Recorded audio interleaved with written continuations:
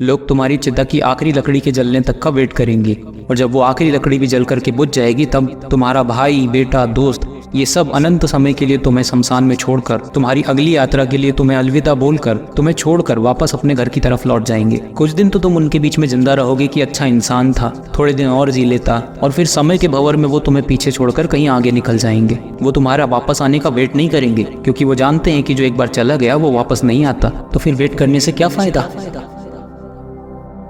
बस तुम्हारी कहानी यहीं पर खत्म हो जाएगी।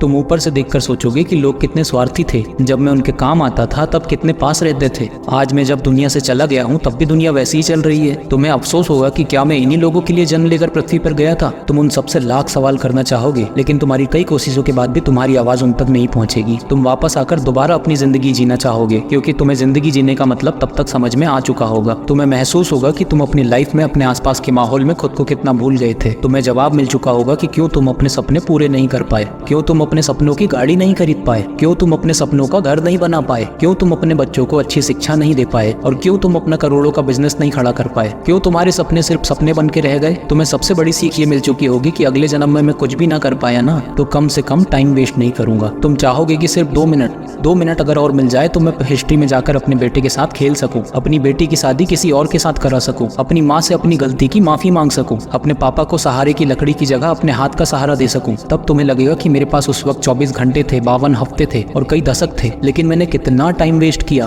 तुम्हारी माँ जगाते जगाते थक जाती थी, लेकिन तुम रात को देर तक पढ़ने के बहाने से सुबह 8 बजे तक सोते रहते थे, जबकि असलियत ये थी कि तुम रात में चैटिंग करते रहते थे, अपनी फोटोज को एडिट करके अपने आप को स्मार्ट दिखाते थे, गंदे वीडियोस देखते थे। कितना टाइम वेस्ट करते थे तुम। जब तुम्हारी माँ का फोन आता था तब तुम अपने जवानी वाले प्यार के साथ में बिजी रहते थे, और जब रात में तुम्हारी माँ सो जाती थी तब तुम फॉर्मेलिटी के लिए एक मिस कॉल छोड़ दिया करते थे, ताकि तुम ये दिखावा कर सको कि तुमने इतनी रात को भी कॉल बैक किया था। Shame on you idiot. तुम हर काम को और पढ़ाई को कल पे टाल दिया करते थे। जो हाथ तुम्हारे बूढ़े माँ बाप को सहारे के लिए होने चाहिए थे, वो हाथ तुम्हारे बिना मतलब के मोबाइल पे उंगलियां फिराने में बिजी रहते थे। तुमने कितने ही घंटे सुबह लेट उठने की वजह से बर्बाद किए हैं। उन घंटों को मिला के कई दिन बन जाते, दिन से महीने और महीने से कितने साल की जिंदगी तुमने ऐसे ही बर्बाद कर दी है। इस टाइम पे तुम मेहनत करके अपने सपने पूरे कर सकता था, अपने माँ बाप को भी कहीं घुमाने ले जा सकता था, अच्छी किताबें पढ़ के अपनी लाइफ में कितनी वैल्यूज ऐड कर सकता था। अब मरने के बाद 1 सेकंड तो क्या, 1 माइक्रो सेकंड भी तुझे नहीं मिल सकता, क्योंकि जिंदगी में कितने ही साल पहले ही मिल चुके थे तुझे।